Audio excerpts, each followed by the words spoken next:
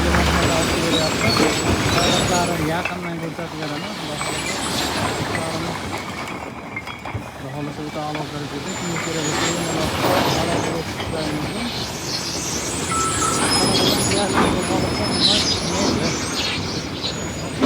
bo'lsa o'nmincha bitini oladi.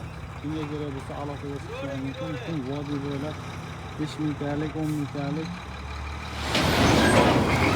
3 mingta, 4 mingta, 6 mingta bu mashinalarda bemalol